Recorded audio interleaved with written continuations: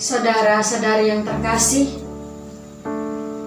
pada kesempatan ini kita akan kembali merenungkan sabda Tuhan di pagi hari yang cerah ini. Namun sebelum itu, marilah kita mengawali semua itu dengan doa. Kita berdoa dalam nama Bapa dan Putra dan Roh Kudus. Amin.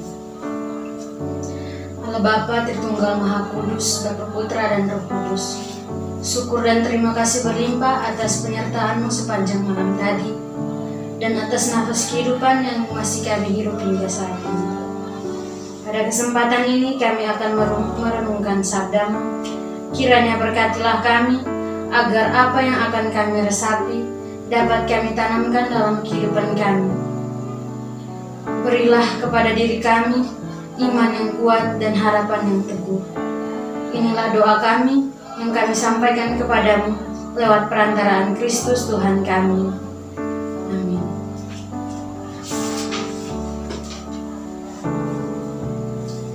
Tuhan beserta kita sekarang dan selama-lamanya. Inilah Injil Yesus Kristus menurut Markus.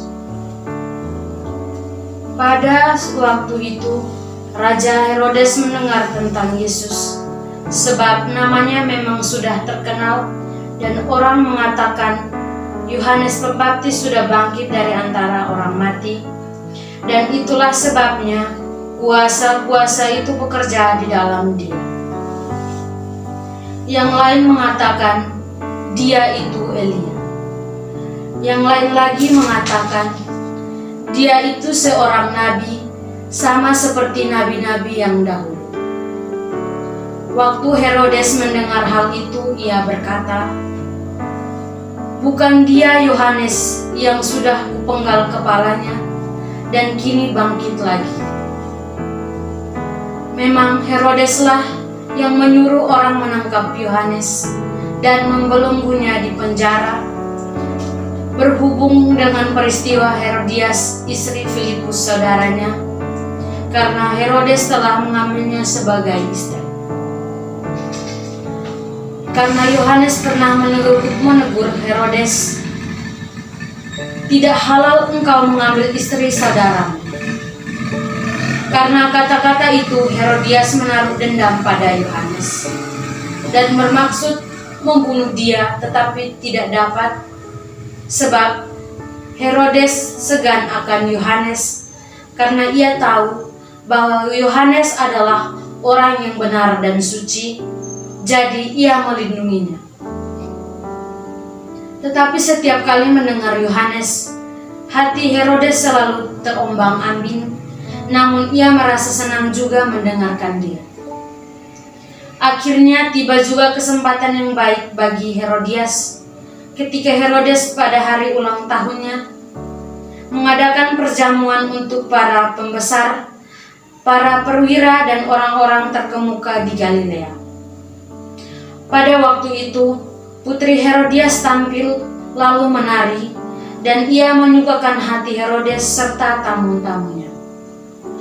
Maka raja berkata kepada gadis itu, "Mintalah daripadaku apa saja yang kau ingini, maka akan kuberikan kepadamu."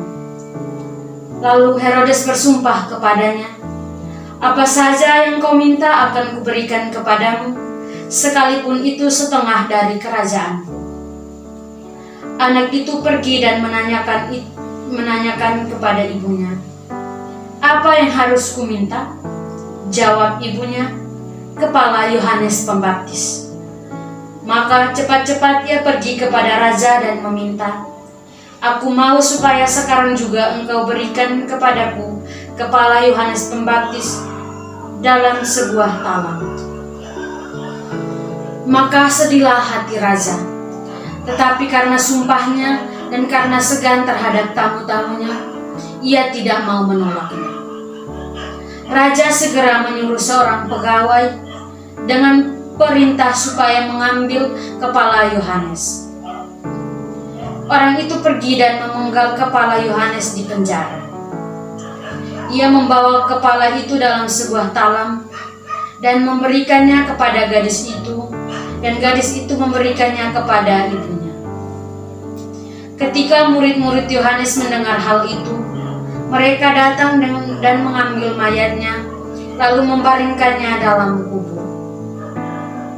Demikianlah sabda Tuhan. Terpujilah Kristus. Saudara-saudari yang terkasih, pada pagi hari yang cerah ini, saya akan membawakan sebuah renungan dengan judul Dendam Berakhir Malapetaka. Dendam berasal dari rasa benci yang muncul akibat suatu perbuatan. Dalam Injil hari ini disajikan di hadapan kita seorang tokoh yang memiliki keberanian moral. Ia adalah Yohanes Pembaptis. Karena keteguhan moralnya, ia berani mati. Yohanes dipenjara karena menegur Herodes dengan keras. Herodes kecam karena bertindak melawan hukum Yahudi dengan menikahi Herodias, istri Filipus, saudaranya itu. Yohanes Pembaptis adalah model bagi kita semua. Ia memiliki iman yang teguh. Cinta kasihnya kepada manusia sangat besar. Imannya mendasari pilihan moralnya, dan karena itulah ia berani bertindak dan menyuarakan kebenaran dan mempertaruhkan nyawanya bagi kebenaran. Tokoh lain yang ditampilkan dalam Injil hari ini adalah Herodes serta Herodias serta putrinya. Raja Herodes dengan penuh ketakutan serta rasa bersalah meyakini bahwa Yesus adalah reinkarnasi dari Yohanes Pembaptis yang telah dipancung.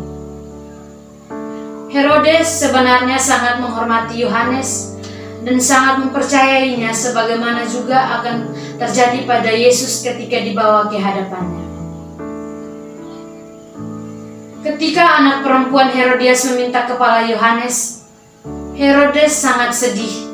Sebenarnya ada kesempatan bagi Herodes untuk membebaskan Yohanes, akan tetapi ia gengsi di hadapan tamu-tamunya.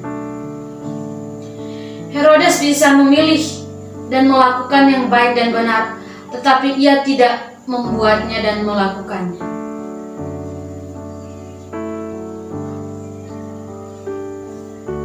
Herodias dan anak perempuannya ditampilkan sebagai orang yang menggunakan kesempatan untuk mencari keuntungan. Ia mencari kesempatan dalam sebuah kesempitan. Herodias tentu juga mendengarkan teguran keras Yohanes karena Yohanes menegur Herodias ketika mengambilnya sebagai istri. Sekali lagi, menjadi orang baik itu pilihan. Adalah pilihan kita untuk mendengarkan suara hati kita atau tidak. Adalah pilihan kita untuk berani menyuarakan kebenaran atau tidak. Juga suatu pilihan apakah kita mau bertobat dan memperbaiki diri atau mencukurkan diri dalam perbuatan dosa. Marilah kita berdoa, membulatkan tekad kita untuk berani menyuarakan kebenaran, membuka hati kita agar kita mampu mendengarkan kebenaran yang berasal dari Tuhan, meluluhkan hati kita agar kita berani bertobat dan memperbaiki diri agar tidak jatuh ke dalam kesalahan. Semoga saudara-saudari yang terkasih dalam Kristus, setelah membaca dan merenungkan firman Tuhan, marilah kita mengakhiri semua itu dengan doa penuh. Kita berdoa. Ya Allah yang Maha Kuasa dan Kekal, terima kasih atas segala penyertaan-Mu, atas segala perlindungan-Mu, sehingga kami dapat meresapi firman-Mu. Bukalah otak dan pikiran kami, bukalah hati kami, agar kami berani menyuarakan kebenaran tanpa rasa takut, dan memperteguh iman kami, agar kami tidak jatuh ke dalam dosa. Inilah doa kami yang kami sampaikan kepadamu lewat perantaraan Kristus Tuhan kami. Amin. Dalam nama Bapa dan Putra dan Roh Kudus.